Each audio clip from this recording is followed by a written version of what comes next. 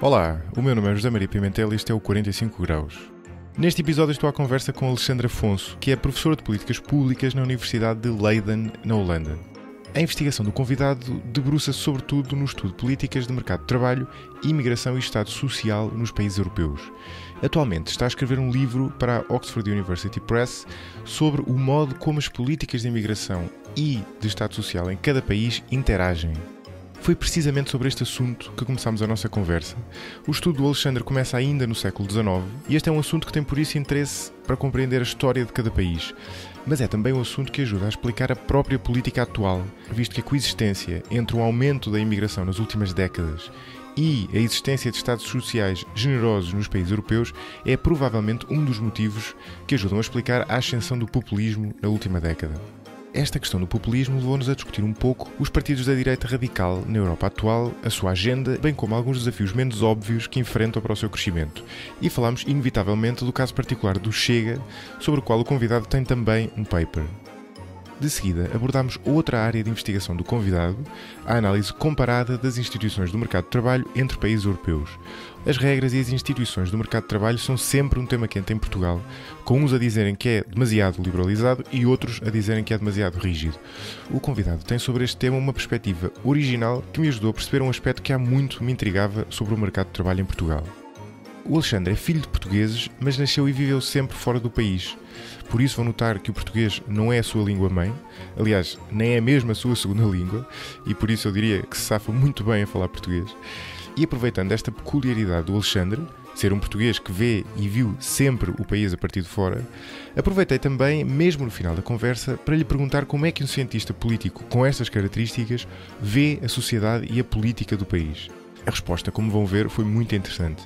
Como de costume, queria agradecer aos novos mecenas do 45 Graus, David Gil, Rui Cunha, Miguel Bastos, Daniel Paes, Telmo Gomes e Sérgio Nunes, e com isto deixo-vos com Alexandre Afonso.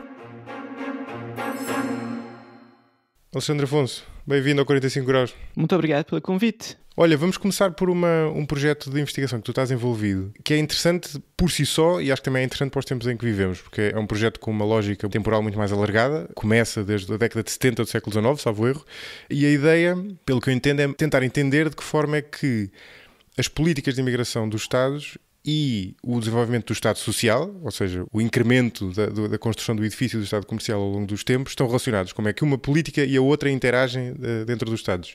Consegues-me explicar isto melhor e as um bocado as protoconclusões que já tens em relação a isto? Sim, o ponto de partida deste projeto era tentar ver se há uma relação entre o desenvolvimento do Estado social e o desenvolvimento das políticas para limitar a imigração. E o ponto de partida do projeto é a ideia que no século XIX e antes, até mais ou menos até à Primeira Guerra Mundial, havia muito poucas limitações para mover entre as fronteiras da Europa. Era muito fácil ir da França até à Suíça e havia, de facto, grandes movimentos de migração, pelo menos até os Estados Unidos. E a ideia é dizer que num mundo onde ser residente de um país ou ser cidadão de um país não dá direitos que têm implicações em termos financeiros do Estado, é possível ter um sistema onde é possível ir de um país para outro sem grandes limitações. Agora, com o desenvolvimento do Estado Social, onde ser residente em Portugal, ser residente na França, dá alguns direitos ligados ao emprego, a pensões, quer dizer que existir como cidadão ou como residente de um país, implica um custo possível para o Estado e para outros cidadãos. Nesse sistema é mais difícil ter um sistema de circulação completamente livre da mão de obra ou dos trabalhadores. E é a ideia mais ou menos do projeto de ver de maneira empírica, com dados sobre regulações do mercado de trabalho, de regulações em termos de migração e direitos sociais, se o desenvolvimento do Estado Social é acompanhado com limitações da circulação em termos de imigração. Sim, quando tu dizes isso, tu estás a pensar em parte, mas não sei se só nisto, no facto de a existência de um Estado Social pressupõe uma lógica redistributiva, não é? E para as pessoas aceitarem participar nessa lógica redistributiva, ou seja, aceitarem pagar impostos e subsidiar, seja a saúde, seja a educação, seja subsídios de desemprego, outro tipo de subsídios de outras pessoas, tem que sentir como fazendo parte da mesma comunidade. A imigração, pela natureza humana, põe em causa isso e, portanto, tenderá a gerar uma maior antipatia das pessoas em relação a esses esquemas.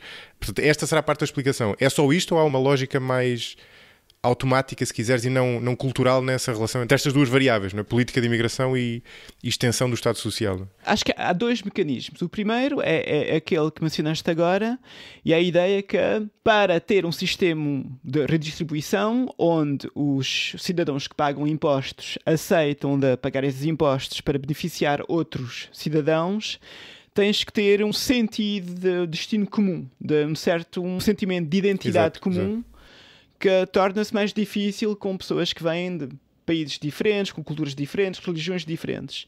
De facto, é esse mecanismo que autores mencionam muita vez para explicar as diferenças entre o desenvolvimento do Estado Social na Europa e nos Estados Unidos.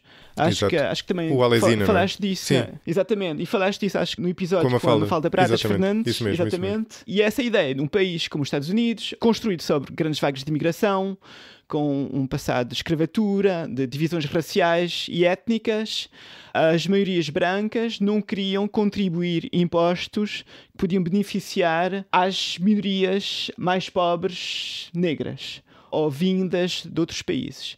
Essa ideia do Alsina, esse economista italiano, segundo a qual a fragmentação étnica e imigração prende mais difícil sistemas de distribuição nos Estados Unidos, comparado com a Europa, que tradicionalmente era mais homogénea em termos étnicos. Isso é um mecanismo político. Por isso quero dizer também que a Alsina diz que o aumento da imigração também na Europa pode conduzir à americanização do Estado Social Europeu, com cidadãos menos prontos a pagar impostos que podem beneficiar a imigrantes.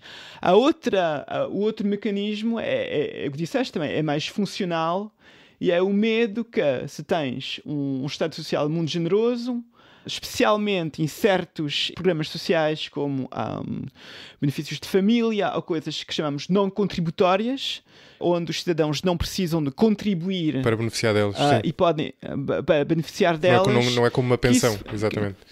Não fizeste descontos ao longo da vida, sim. Exatamente.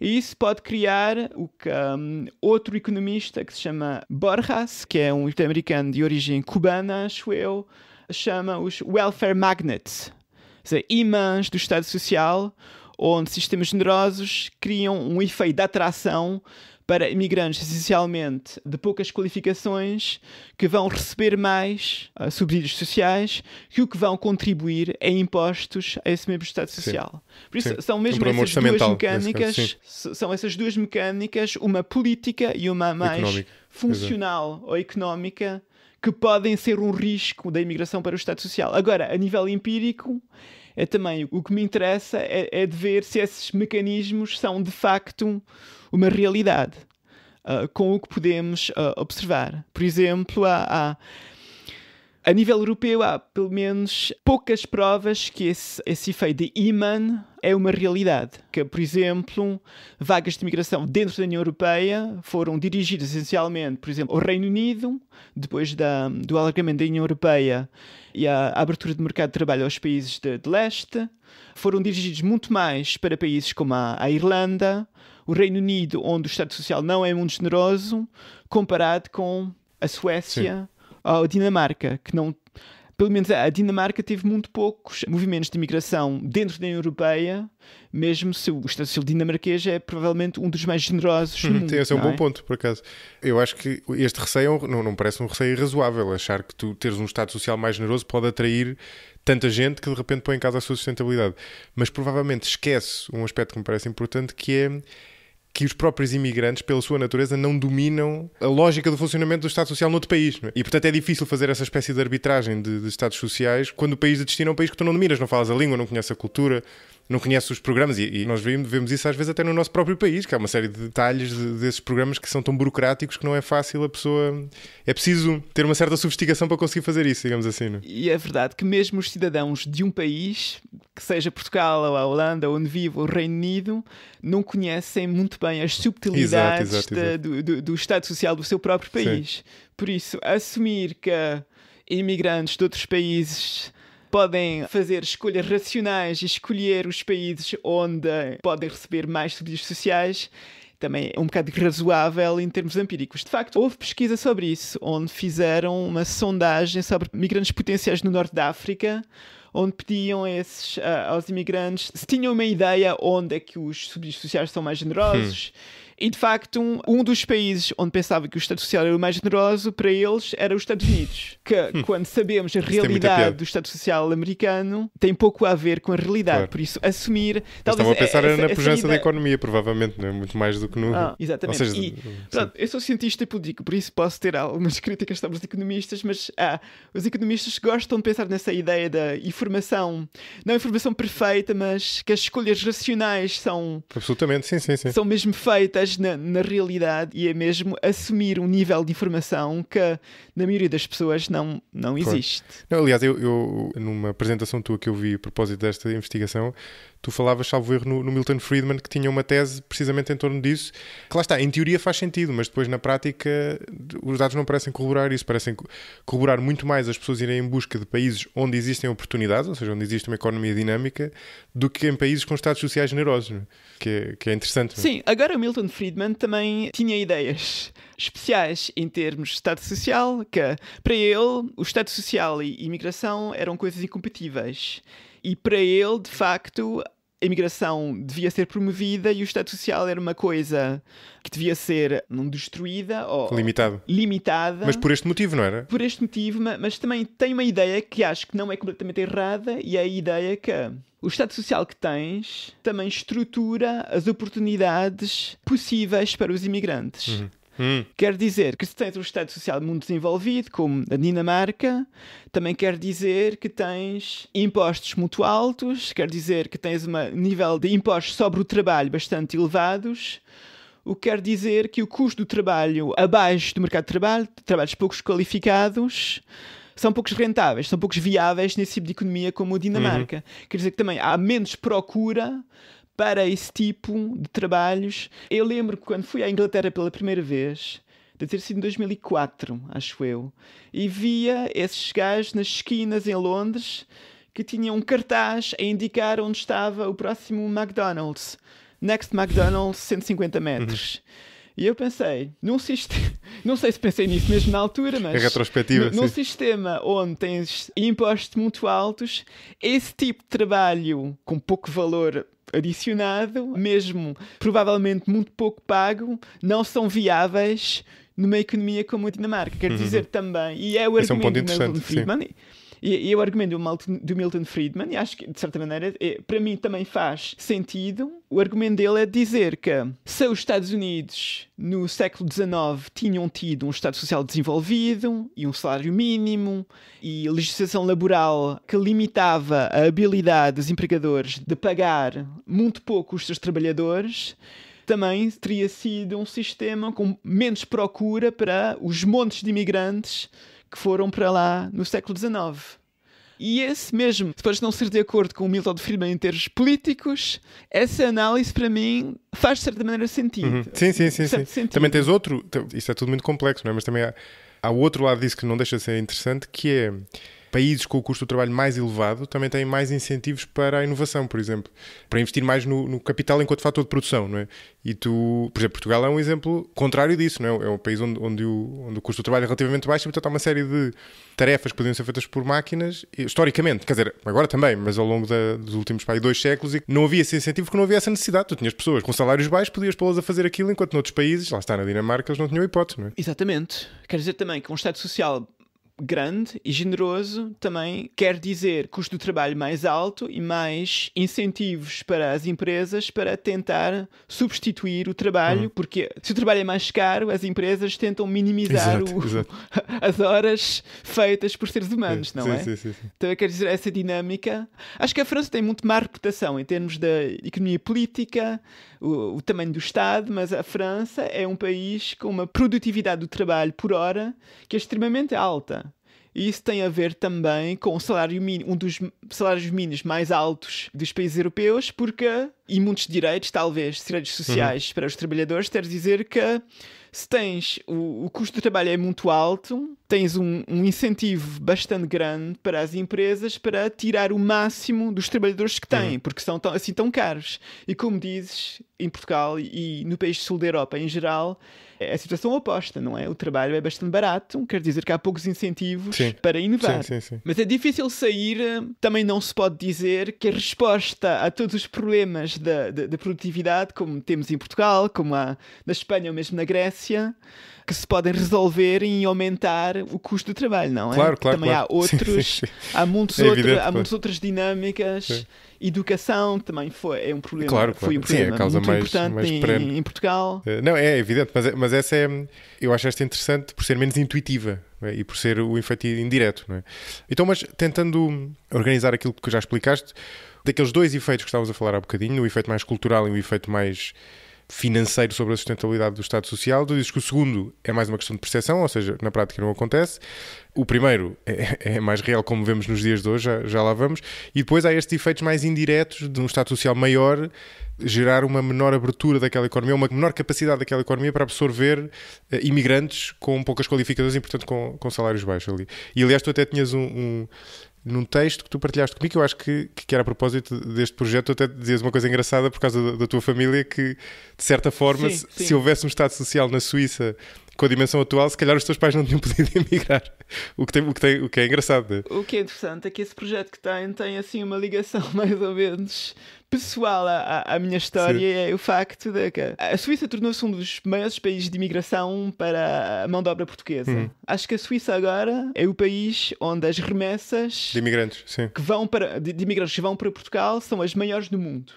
Mais que os Estados Unidos, que o Canadá, Brasil, mesmo assim é um país bastante pequeno. Exato, curioso. O princípio da imigração portuguesa para Portugal tem muito a ver com um acordo que o governo suíço passou com a Itália em 1964, onde o governo italiano pediu condições muito melhores em termos de Estado Social e direitos sociais para os seus trabalhadores, onde ganharam acesso a pensões, a subsídio de desemprego, e isso aumentou bastante o custo dos trabalhadores italianos na Suíça e também uma certa resistência a nível político, onde, especialmente os partidos de direita, disseram que os italianos são tornaram-se um bocado muito arrogantes com esses direitos todos. Por isso temos de criar um bocado mais competição no mercado de trabalho e foram buscar portugueses. Em outros países, foram a Jugoslávia e Portugal.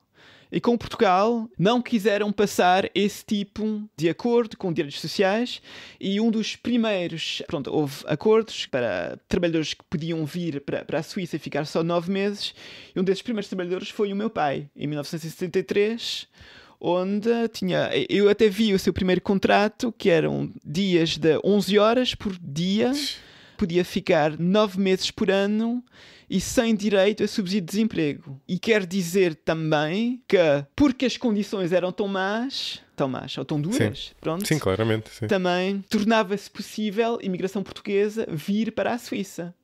Enquanto, se os imigrantes portugueses ou imigrantes em geral na Suíça tivessem muito mais direitos, talvez tinha tido incentivos mais para mecanizar mais. O meu pai foi trabalhar nas vinhas, na viticultura, para fazer vinho, perto de Lausanne.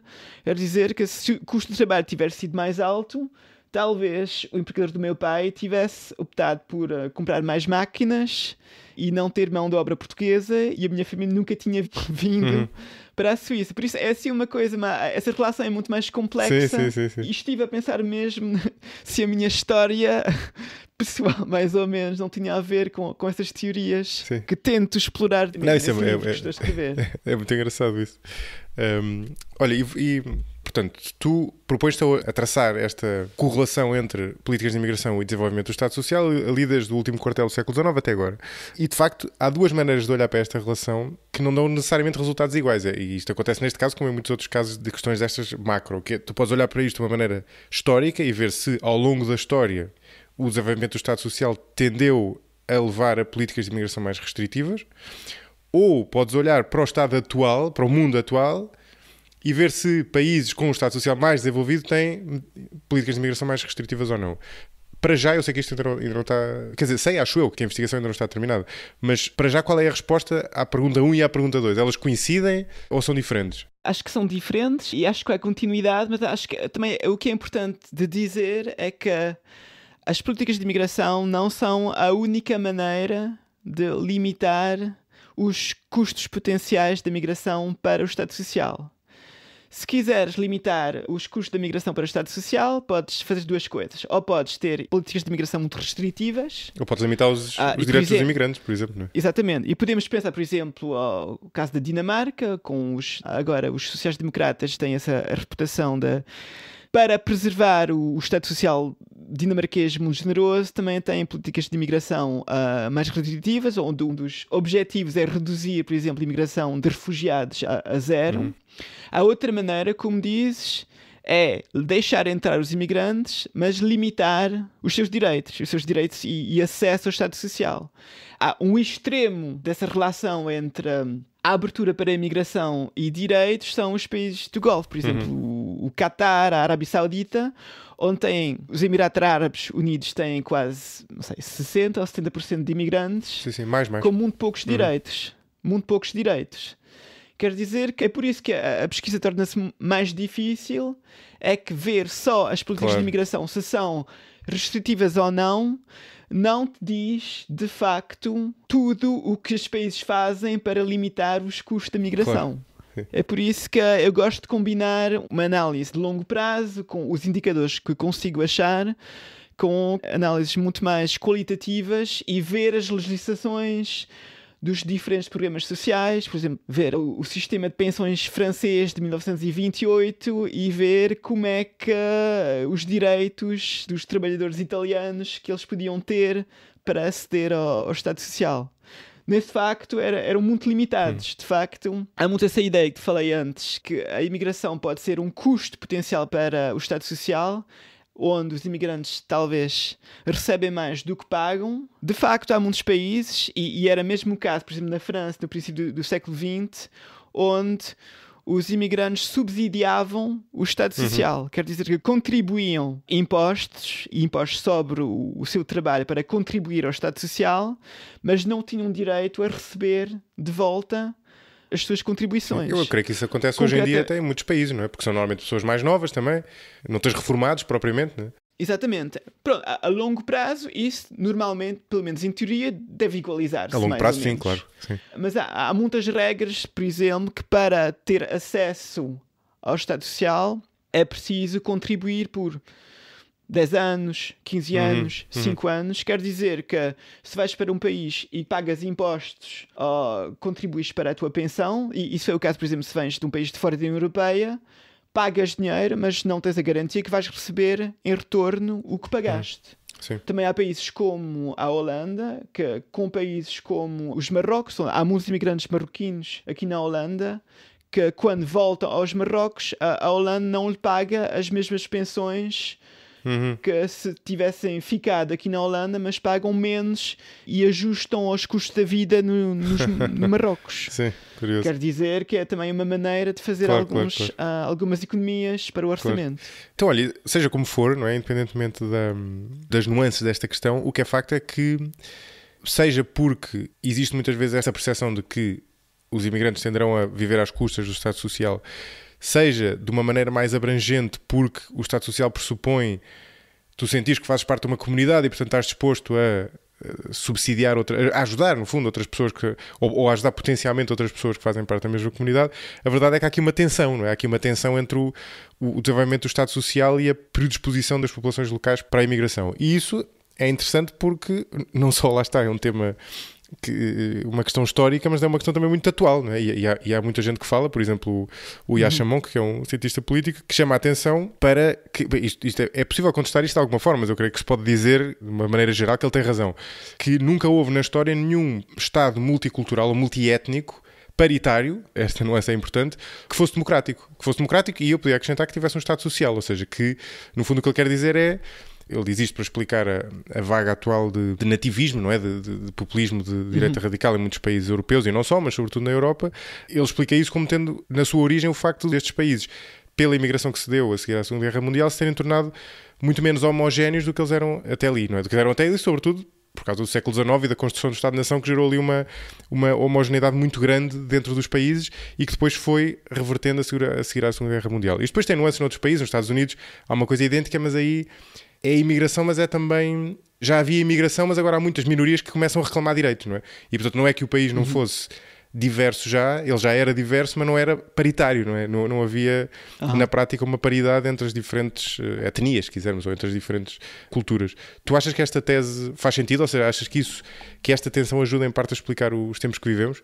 Acho que faz sentido e acho que é ligada a um certo mecanismo psicológico que foi também provado mais ou menos, e a ideia de base é que eu aceito de partilhar e contribuir e ajudar outras pessoas se tenho uma ideia que essas pessoas fazem parte do mesmo grupo que eu. E isso é o mecanismo de base que implica do que falaste agora. De facto, há pesquisa que mostra mesmo isso a nível empírico.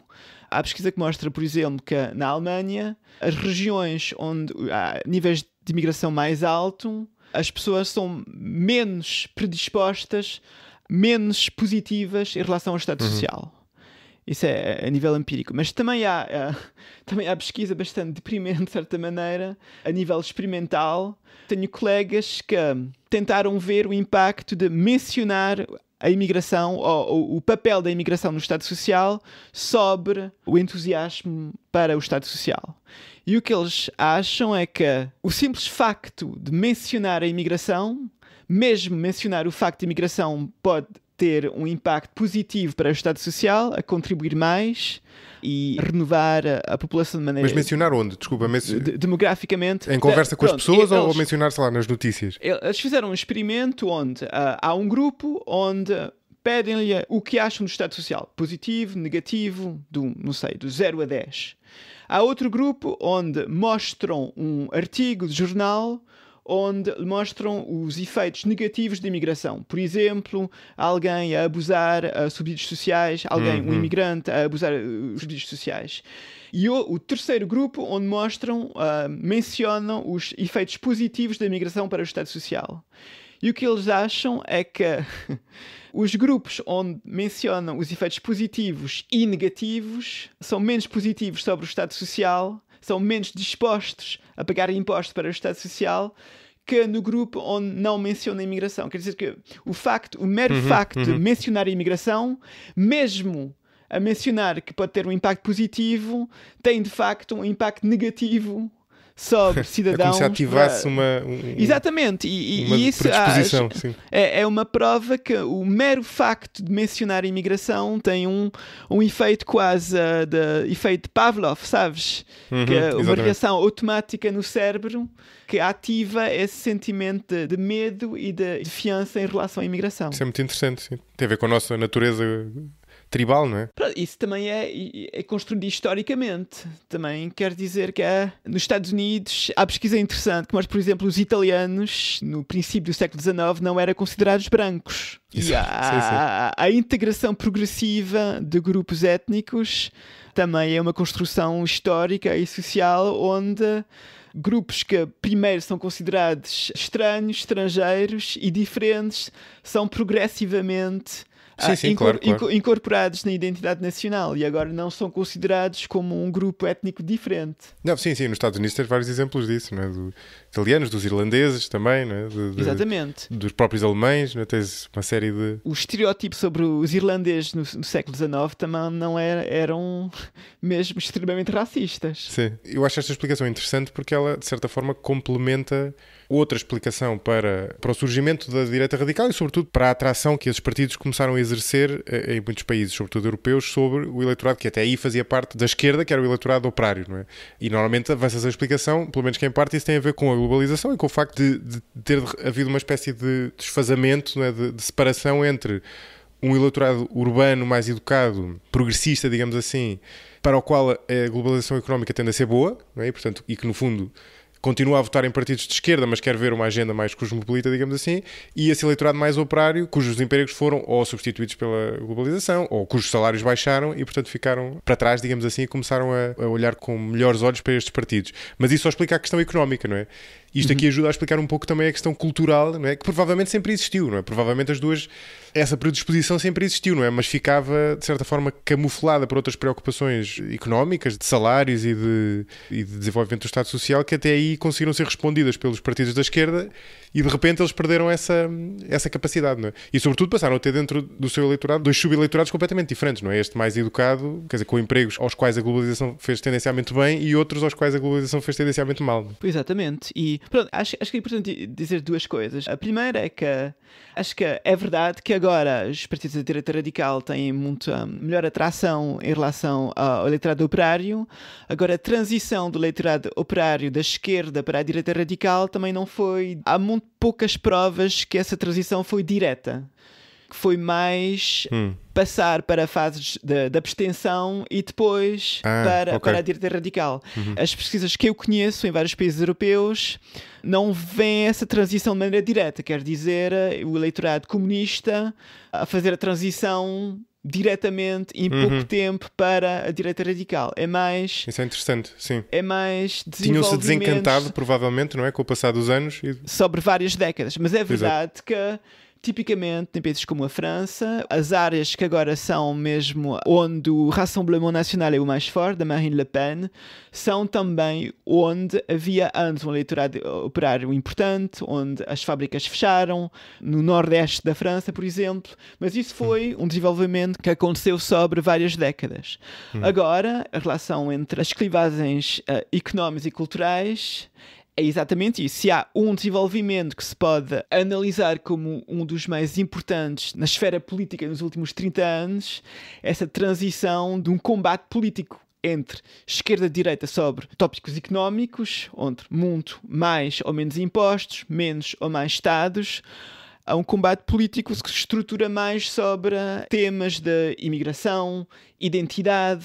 Agora temos esse debate sobre a Critical Race Theory nos Estados Unidos. São coisas que têm pouco a ver com a realidade material, salários e impostos, mas que são mais estruturados sobre esses temas, onde a direita radical também é mais forte e ganha mais. Porque a direita radical também tem o interesse no combate político a ser estruturado sobre essas áreas, onde podem apresentar-se como mais ou menos competentes sobre imigração, enquanto esses partidos não são considerados muito competentes no que toca a impostos ou política monetária, coisas assim. Eu fiz várias entrevistas com políticos da direita radical e eles são bastante claros que têm uma estratégia de tentar tematizar temas onde eles são fortes, que beneficiam esse tipo de partidos, muito mais que temas que podem ser mais importantes, como, não sei, políticas de saúde, políticas de desemprego, mas se são esses temas de que as pessoas falam, ou esses temas que eles pensam, não são a esses partidos que eles vão pensar como escolhas eleitorais potenciais, não é? Sim, mas eles complementam, ou têm complementado em muitos países, a agenda mais nativista com uma política económica, ou pelo menos com uma política focada no Estado social ou no Estado de Providência, se nós quisermos chamar, com a diferença de que é só para os nativos, não é?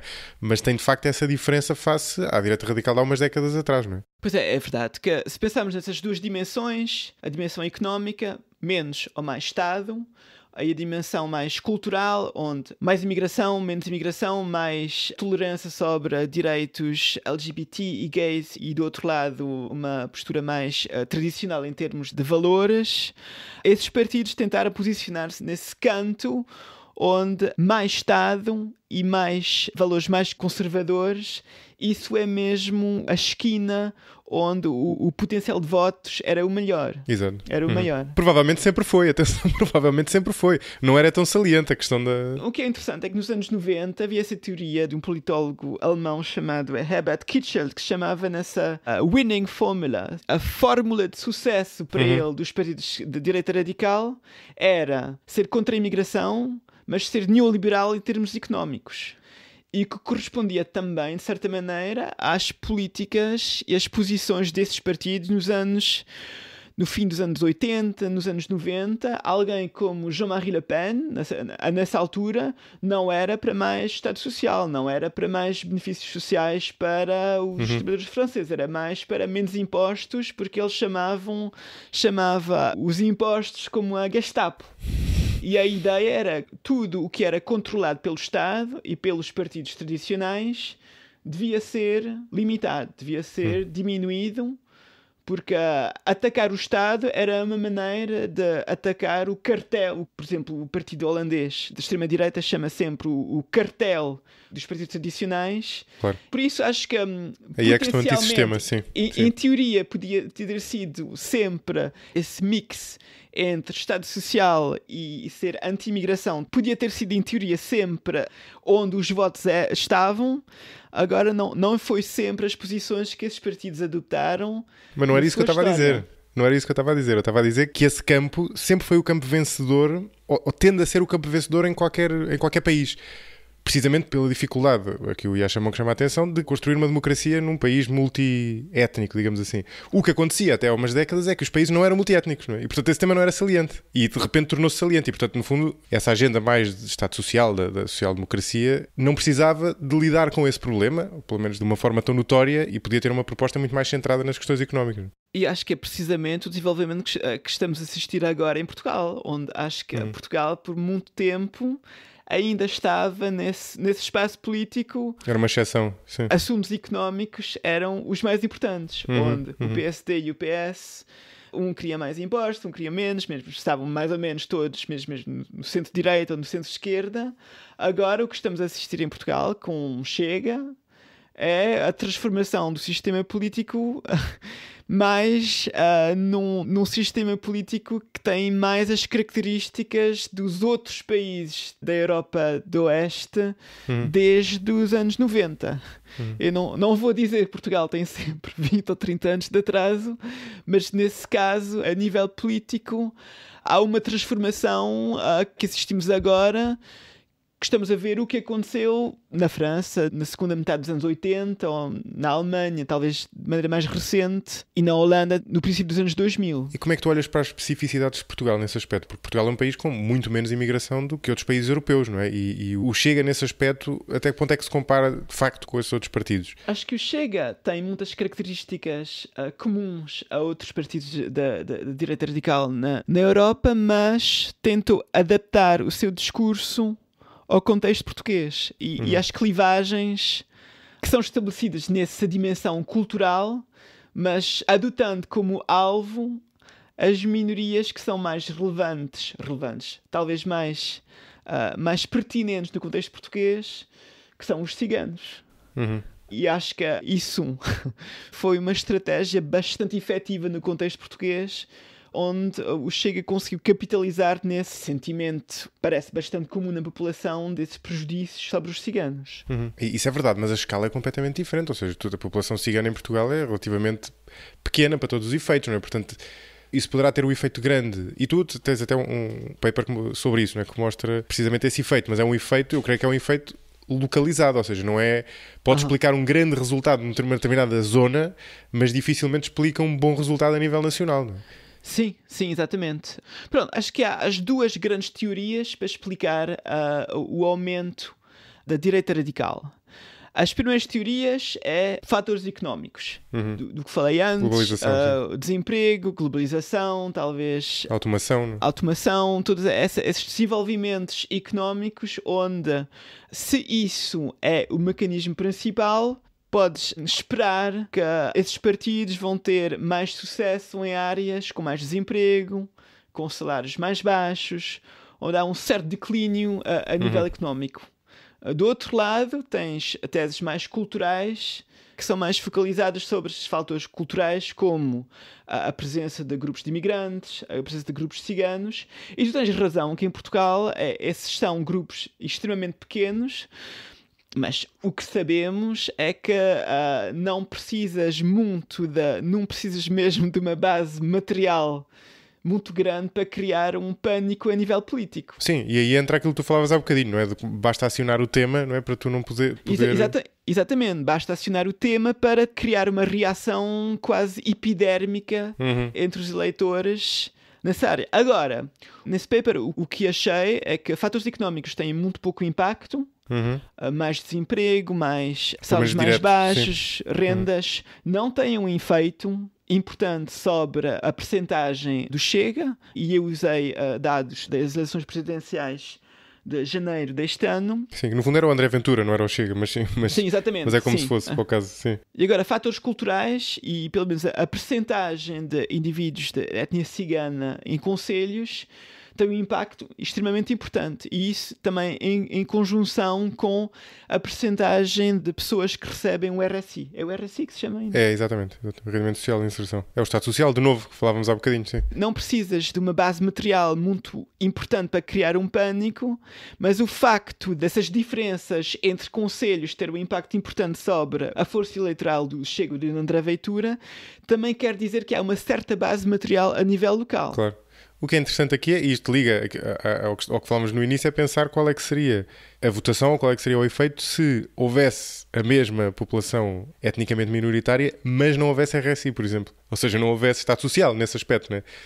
É interessante essa questão, não é? Perceber até em que medida é que isso influencia ou não, ou se é uma reação mais primitiva e que, se não fosse a propósito do RSI, seria a propósito de outra coisa qualquer, não é? Seria por estarem a ocupar terrenos comuns ou o que quer que fosse, não é? E no fundo o RSI é só o pretexto. E a tua investigação mais alargada, ou seja, para falar da questão do Chega, tem-se debruçado sobre uma questão interessante, que é no fundo uma fraqueza ou um desafio destes, uma ameaça a estes partidos da direita radical, que a pessoa tende a pensar menos, não é? Porque a pessoa tende a pensar na ameaça que eles representam para o sistema político, mas pensa menos nas ameaças que eles próprios enfrentam para o seu crescimento e para a sua sustentação. E uma delas, que é muito interessante, é precisamente o facto de eles terem esta agenda dupla, de nativista por um lado e assistencialista, digamos assim, pelo outro, por também tentarem atrair esse eleitorado cujos rendimentos diminuíram e que têm qualificações mais baixas e, portanto, precisam de que o Estado intervenha para garantir esses rendimentos. E isso cria um desafio por um lado, porque vão estar a habitar o espaço da direita como partidos, pelo menos enquanto se tiverem que coligar, vão ter uma agenda economicamente bastante diferente, não é? E, sobretudo, é mais relevante se os outros partidos tiverem mais votos, não é? E, portanto, vai criar-lhes ali um problema, é que eles, uma vez no governo, vão ter que escolher o que é que vão fazer, e tu estudaste isso, e de uma maneira mais profunda, do ponto de vista do apoio eleitoral, é interessante também porque o core histórico destes partidos antigamente tendia a ser, creio eu, mais, poderíamos dizer, por exemplo, pequenos empresários, digamos assim. Ou seja, pessoas que tenderão a ser mais conservadoras culturalmente e tenderão, ao mesmo tempo, a querer que o Estado intervenha pouco na economia, porque isso é do interesse deles direto, não é? Mas depois acrescentaram a esse eleitorado core este eleitorado mais abrangente ligado a trabalhos manuais, ligado até, creio que é algum eleitorado até dos serviços, ligado a pequenos serviços. Mas eles têm, de facto, vontades diferentes, não é? E que não são fáceis de compatibilizar, e isso cria um desafio, não é? Uma vez cria um desafio não só a sustentar esse apoio, não é? Porque no fundo tens que agradar a dois eleitorados muito diferentes, e depois cria um desafio a entrar no governo e a conseguirem, uma vez no governo, manter esse apoio do eleitorado ou até aumentá-lo.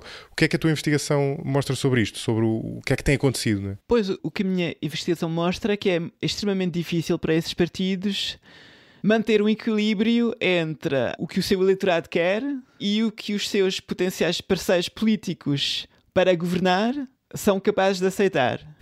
Quer dizer que, de uma parte, são anti-imigração, que não é um grande problema para outros partidos da direita, pelo menos o que aconteceu aqui na Holanda, ou na Suíça, ou noutros países, e ao mesmo tempo têm uma agenda, como disseste, bastante favorável ao Estado Social, à proteção social, para o seu eleitorado mais operário. Isso é difícil de vender aos seus parceiros políticos quando tentam entrar num governo.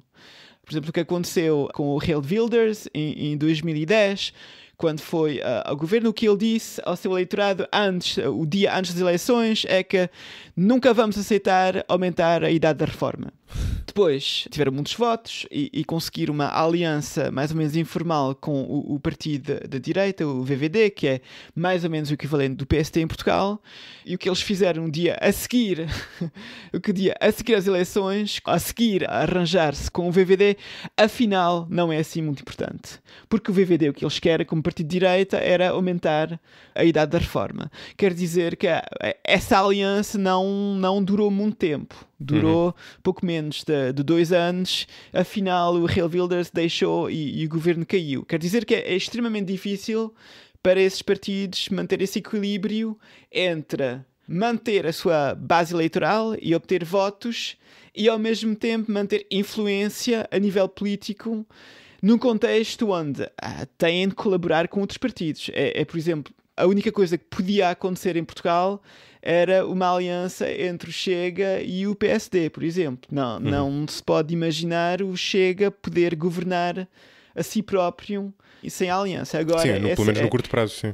Pelo menos no curto prazo. Pelo menos esse tipo de colaboração é que torna-se bastante difícil e, por exemplo, no contexto holandês e noutros países, depois das experiências bastante negativas, os partidos de direita decidiram que esses partidos de direita radical não são parceiros fiáveis para governar. E o que é que lhes aconteceu? Ou o que aconteceu a esses partidos, os da direita radical, eleitoralmente?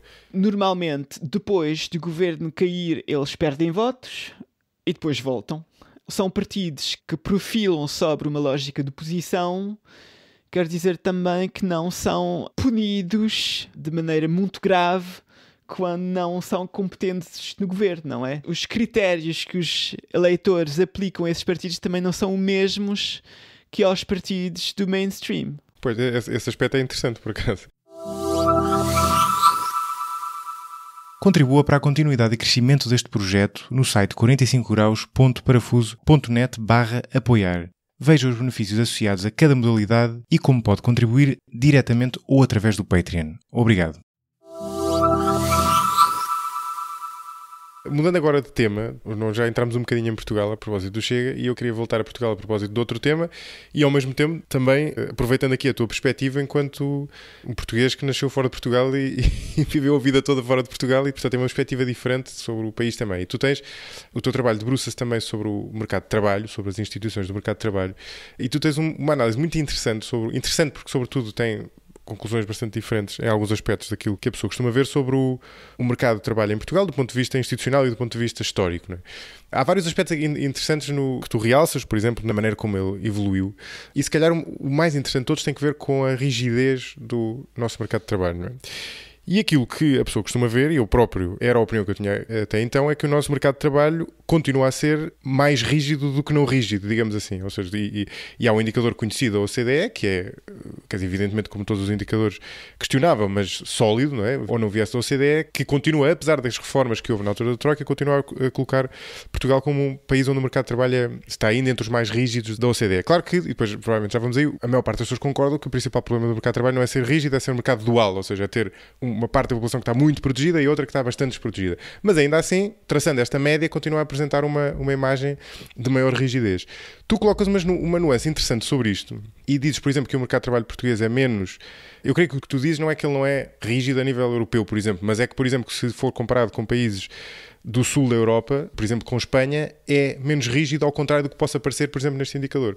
Porque o que tu dizes é que uma coisa é aquilo que acontece na teoria, e isto, aliás, tem alguns paralelos com aquilo que tu dizias há bocadinho a propósito da relação entre o Estado Social e a imigração, não é?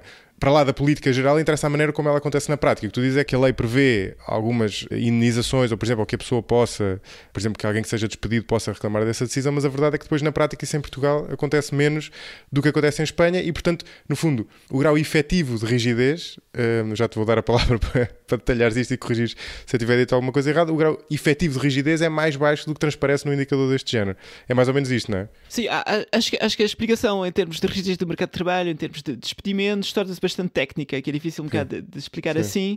Mas o que eu achei interessante nesse assunto é que quando a Troika veio, tinhas esse, como é que era? Esse delegado, que acho que era provavelmente dinamarquês, que que se chamava Poulsen.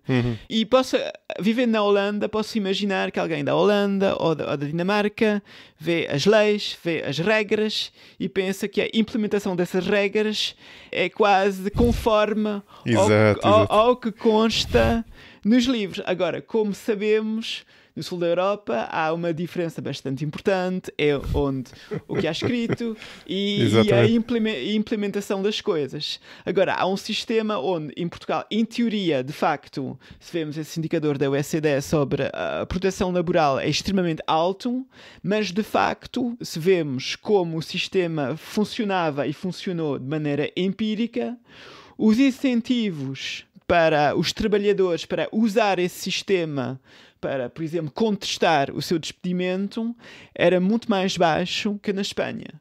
O que é interessante no contexto português é que na transição para a democracia, em teoria, tínhamos um Partido Comunista muito forte, pelo menos em comparação com a Espanha, o que, outra vez, em teoria, devia resultar em mais proteções para os trabalhadores, mais trabalho. Se tens uma esquerda muito forte, devia resultar em mais proteções, mais direitos sociais.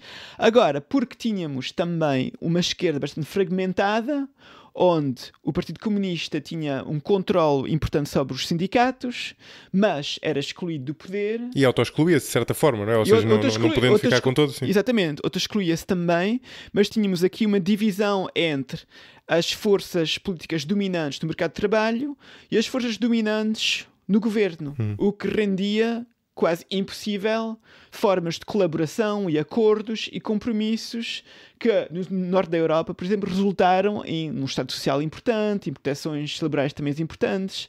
No contexto português, porque havia essa divisão, isso resultou num mercado de trabalho, de facto, bastante liberal. Tu dizes bastante liberal em termos do sul da Europa, ou dizes isso em termos europeus? Sim, em termos do sul da Europa. Pelo menos, se compararmos com a Espanha, por exemplo, não tínhamos essas divisões dentro da esquerda, ou entre as proteções laborais, de facto, se vemos a implementação, os direitos laborais dos anos 80, as coisas tornaram-se um bocado diferentes nas últimas décadas, mas os trabalhadores espanhóis também eram mais protegidos que os trabalhadores portugueses, havia também menos desigualdade de salários, e isso resultou também em níveis de desemprego muito mais altos na Espanha em comparação com Portugal, onde era menos fluido. O compromisso em Portugal era mais flexibilidade, uma taxa de participação laboral também maior, mas o outro lado da medalha era mais desigualdade e mais flexibilidade, mais pobreza.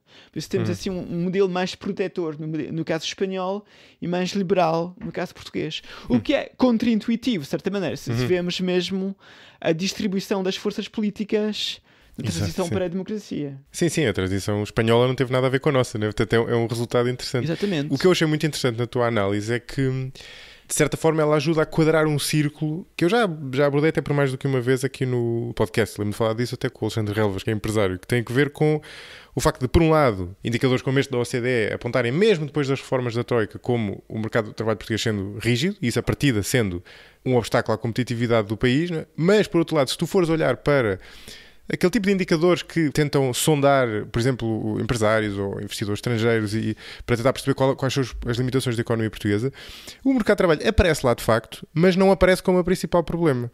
E aparece até, se tu fores comparar com a maneira como eles avaliam depois outros países, aparece numa posição idêntica.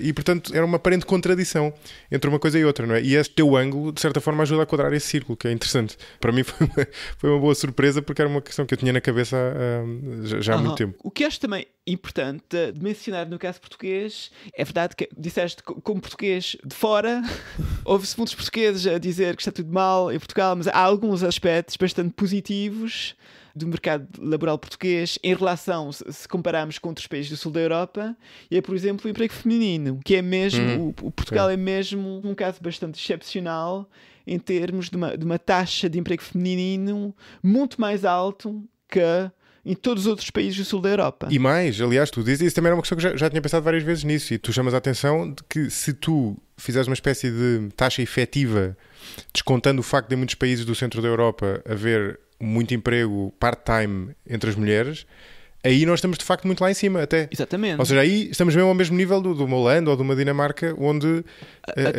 até acima, acho que é mesmo acima da Holanda. Sim. De facto, 75% das mulheres holandeses trabalham em part-time. Quer dizer que é mesmo... É bastante diferente, né? Claro. Enquanto em Portugal temos uma taxa de participação feminina no mercado de trabalho muito alta e muitas mulheres trabalham em full-time, em tempo inteiro. Sim. Isso tem a ver também com simplesmente níveis de salário onde é necessário os dois membros, os dois pais, o pai e a mãe numa família, por exemplo, precisarem trabalhar full-time para generar um salário suficiente para viver, não é? Eu lembro-me de estar num curso para sindicalistas que dei no ISCTE há alguns anos atrás e eu falei desses modelos de emprego e do modelo holandês, que é o 1.5 household, a sociedade onde os homens trabalham full-time e a maioria das mulheres trabalha, mas em part-time. E os sindicalistas portugueses disseram, sim, mas aqui em Portugal não é possível trabalhar em part-time porque quanto é que ganhas? Claro. Com níveis de produtividade e salários assim tão baixos, que são também um caso bastante excepcional no oeste da Europa, que trabalhar full-time é uma coisa necessária. O que é interessante, o que me interessa também como economista político interessado na história é as origens históricas desse nível de participação mutual das mulheres, e isso tinha a ver, em primeiro, isso começou mesmo nos anos 60, tinha a ver com a guerra colonial, que mobilizou uma grande parte da força laboral masculina para as guerras coloniais, e isso é um fenómeno que conhecemos também noutros países durante guerras, onde a taxa de emprego feminino aumenta durante as guerras. Por isso havia muitos trabalhos que deviam ser feitos e foram feitos por mulheres. E depois também a imigração que no princípio, nos anos 60, essencialmente a imigração para a França era essencialmente masculina, o que criou também mais procura para emprego feminino. E essas dinâmicas começaram nos anos 60, continuaram e até aumentaram até agora, e vemos mesmo que Portugal é mesmo um caso mesmo diferente da Itália ou da Espanha um bocado menos, mas da Itália ou da Grécia, onde um desses problemas estruturais de que a Troika falava no caso do sul da Europa é esse mercado de trabalho dual, e um dos aspectos desse mercado dual é também, em termos de género, é homens a trabalhar e mulheres dependentes a ficar em casa, a cuidar dos filhos, também porque pela ausência de sistemas para ajudar a tomar conta das crianças. Mas a questão é que, se tu comparares com países do norte da Europa, por exemplo, faz sentido dizer que a razão é porque em Portugal se ganha menos e, portanto, seria difícil ter uma pessoa da família a trabalhar part-time. Ou a não trabalhar, não é? Mas comparativamente com a Grécia, por exemplo, já é diferente, não é? Porque aí o PIB per capita é idêntico, não é? Portanto, não há... À partida não é essa a causa, não é? Ou seja, o que acontece na Grécia, por exemplo? Eu não sei, francamente, não... À partida teria o mesmo problema, não é? Na Grécia não tenho os números em mente, mas eu sei, no caso da Itália, menos de 50% das mulheres é ativa no mercado de trabalho. O que tem a ver também com o Estado Social, que é muito pouco desenvolvido em termos de serviços para a pequena infância, por exemplo, onde não há outra alternativa que as mulheres pararem de trabalhar quando têm filhos. E nesse aspecto, e há a pesquisa, notavelmente, da Isabel Tavora, que está alguns no Reino Unido, que fez pesquisa sobre isso, onde esse tipo de políticas em Portugal, mesmo se não são ao nível da Suécia ou Dinamarca, são mais desenvolvidas que noutros países do sul da Europa e ajudam mais também as famílias a participar do mercado de trabalho e conciliar ter filhos, essencialmente. Sim. Não, isso é interessante porque acho que é um aspecto de... É uma particularidade, neste caso positiva, de Portugal, que é pouco referida. E, por exemplo, a primeira vez que eu amanheci para essa questão, foi até de uma maneira um bocado indireta para aquilo que nós estamos a falar, foi através do trabalho de um tipo que eu estou farto de referir aqui no podcast, que é do mesmo país onde tu vives, que é o Hofstede, que é um sociólogo que estudou as diferenças culturais, e ele tem vários indicadores, de vários eixos de diferenças culturais entre países, e um deles tem um nome que hoje em dia provavelmente já não seria exatamente assim, porque era talvez um pouco politicamente incorreto, que ele chama... Não sei como é que seria em português, mas seria se uma sociedade é mais feminina ou mais masculina, digamos assim. E o que ele quer dizer com aquilo, na verdade, não é bem isso. O que ele quer dizer é quer dizer, culturalmente, as diferenças entre os sexos são mais ou menos pronunciadas. É isso que ele quer dizer. Não é? E, por exemplo, num país nórdico, as diferenças são menos pronunciadas. Há uma cultura paritária, digamos assim. Portanto, as expectativas que existem em relação a homens e mulheres nunca são as mesmas, mas são idênticas. Enquanto, por exemplo, a Itália, como tu dizias há bocadinho, ou, sei lá, para dar um exemplo mais extremo, no país do Médio Oriente, ou mais extremo ainda, quer dizer, não sei se mais extremo do que no Médio Oriente, mas um exemplo em que isso é muito visível. Por exemplo, no Japão tens expectativas em relação aos sexos bastante diferentes. Portugal, curiosamente, é um país bastante feminino nesse sentido. Ele chama feminino, mas nós poderíamos dizer paritário, não é? O que é interessante, e foi a partir daí que eu depois comecei a perceber que, de facto, se formos olhar para outros países até do sul da Europa, essas perspectivas são bastante diferentes, e a questão da participação das mulheres no mercado de trabalho se calhar é uma manifestação disso também, não é? Aqui é sempre difícil perceber o que é a causa e o efeito, não é? Exatamente. Eu acho interessante porque eu não sei se Portugal é um país particularmente progressista em termos da paridade de sexo, por exemplo. Em termos, se vemos os partidos políticos, quem está no poder... Claro. Não, pois isso é outra questão, claro. Parecem-me sempre homens brancos, sim, com 50 anos, mais ou menos. E a representação das mulheres no Parlamento, por exemplo, não me parece que Portugal seja assim tão ao nível da Suécia ou da Noruega. Agora, não, exatamente, sim. É verdade que nessa questão do mercado de trabalho parece ser, de maneira cultural, de facto, é verdade, mais aceite para as mulheres serem ativas no mercado de trabalho e ser, por extensão, mais independentes, talvez, e ter mais autonomia. Agora, não sei se isso é mesmo uma questão interessante. Não é mesmo a minha área, mas não sei se essas duas coisas são ligadas ou não. Sim, é interessante. Eu fiquei a pensar nisso depois de ter lido o que tu escreveste. E outra questão de que tu falaste há bocadinho disso, falaste da questão da desigualdade, não é? E tu dizias que o nosso modelo, por exemplo, a comparação com o espanhol, era mais liberal, dizias, não é? Portanto, no fundo, gerava um mercado de trabalho mais fluido, o que tinha a vantagem de gerar uma taxa de desemprego mais baixa, não é? Porque, no fundo, o mercado ajusta mais rapidamente, no fundo é isso, há variações do ciclo, mas gerava também maior desigualdade. Ora, aí eu fiquei com algumas dúvidas, não é? Porque eu não vejo necessariamente como é que isso causa mais desigualdade. Porque, por exemplo, no mercado mais rígido o que tu tens é umas pessoas ficam muito protegidas e outras ficam no desemprego. Sim. Não sei se tenho uma resposta agora. A comparação entre a Espanha e Portugal tinha essencialmente a ver com depois da transição para a democracia. E tínhamos mesmo essas diferenças, um modelo muito protetor nos anos 80 e anos 90 e mais liberal em Portugal. Agora as coisas tornaram-se mais próximas. Onde temos mesmo uma convergência entre Portugal e Espanha, também em termos de desigualdade. Agora, se tens um sistema mais liberal, de facto, se tomamos o exemplo dos Estados Unidos, da Inglaterra, também dá mais espaço para a dispersão dos salários, não é? Não, isso sim, claro, mas... Acho que é verdade. Mas isso é um efeito diferente, não é? É importante fazer uma diferença entre tem que ver com o salário, não é? A dispersão dos salários dentro do mercado de trabalho e quem trabalha e quem não trabalha. Essa dimensão da segmentação e da dualização. Sim, ok, estou a entender o que queres dizer.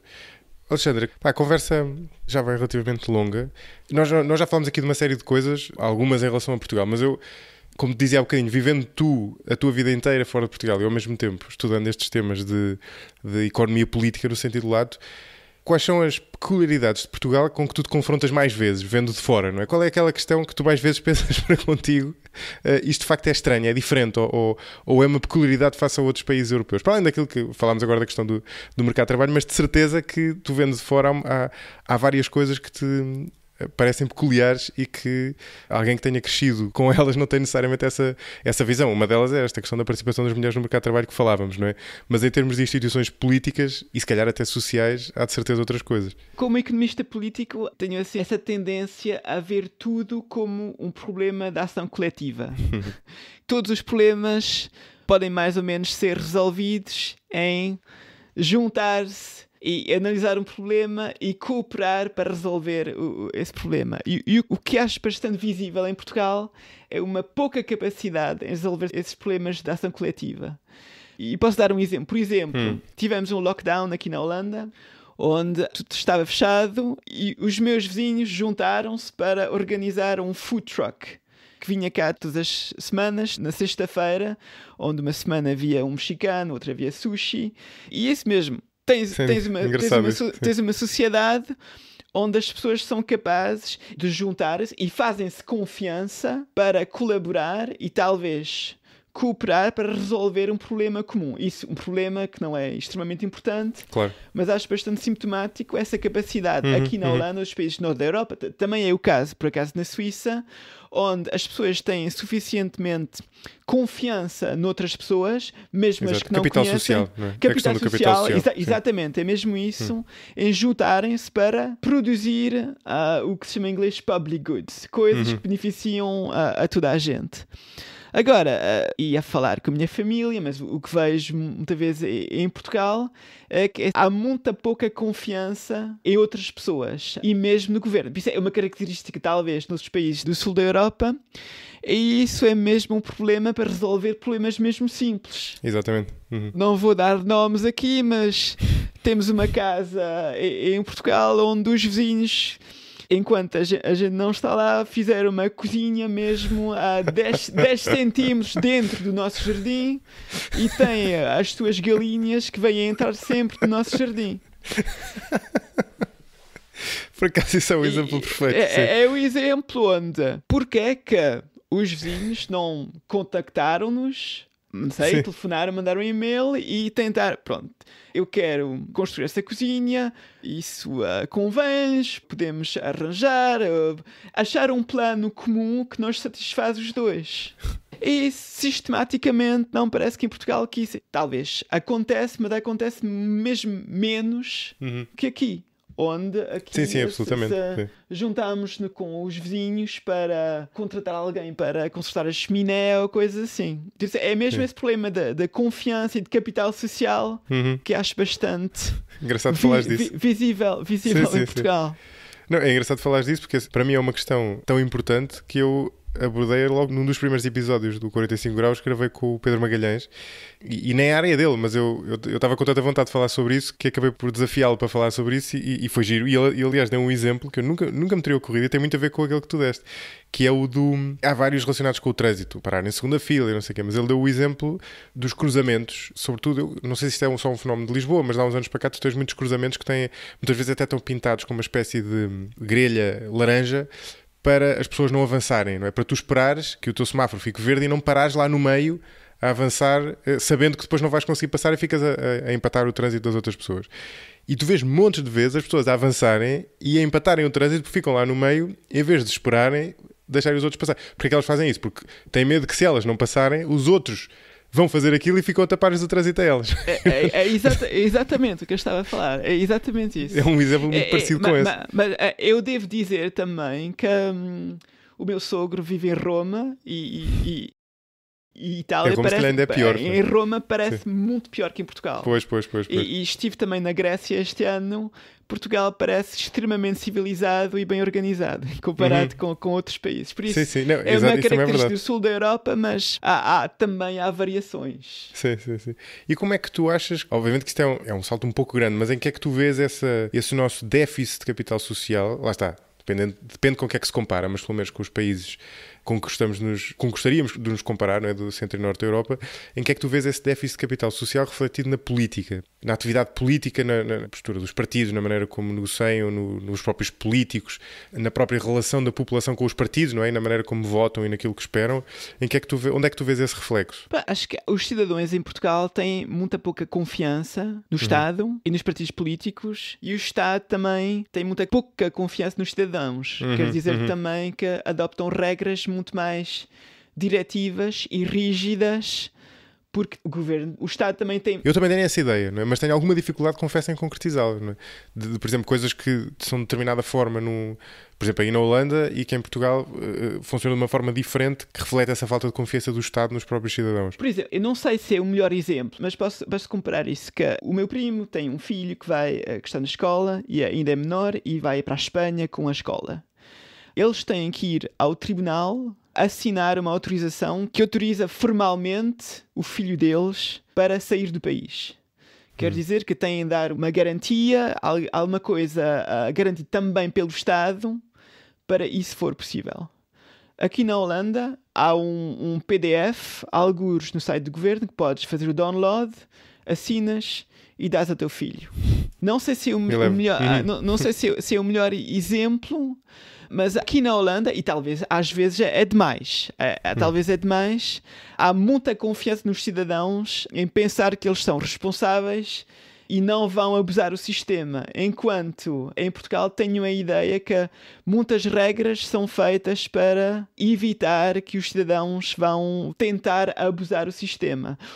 O que acontece às vezes, mas isso também cria uma dinâmica onde os cidadãos não fazem confiança ao governo e o governo não faz confiança aos cidadãos. O que cria um certo problemas que talvez aqui não há. Aqui na Holanda também devo dizer que o governo tem a ideia que toda a gente vai ser responsável em termos de tomar distância e não ir em discotecas e testar-se. Isso também não acontece. Sim, essas coisas nunca são preto e branco. O problema dos países da Europa é que os governos têm confiança a mais nos cidadãos e no Sul é que não têm confiança suficiente. Não sei onde está o equilíbrio, mas para mim parece ser um bocado a diferença. Sim, esse ponto de vista é engraçado. Olha, vamos terminar, até porque convém dizer a quem nos está a ouvir que eu e tu estamos a gravar isto tarde, digamos assim, já à noite, quer dizer, não digo noite dentro, mas já depois de jantar, e temos ambos filhos pequenos que nos criam um certo déficit de sono, portanto estamos aqui, se calhar não nas melhores condições cognitivas, pelo menos falo do meu lado. Por isso vou-te deixar ir descansar. Antes disso, perguntava-te só o que é que nos vais sugerir. Não sei se é um livro ou se é outra coisa. Há mesmo um livro que me marcou bastante e que recomendo. Não sei se é uma versão portuguesa, devo dizer. E é um livro do Didier Eribon que se chama Retorno à Reims. Que conta... Didier Eribon é um sociólogo francês que conta mais ou menos a sua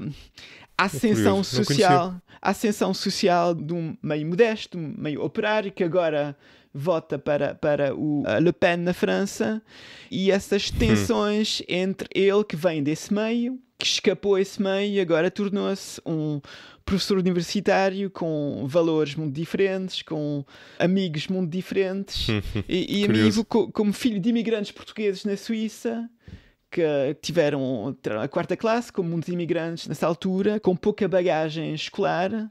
Nesse livro fala de muitas tensões e problemas que são bastante atuais, na maneira em que encaro essa mobilidade ao mesmo tempo geográfica e social ao mesmo tempo.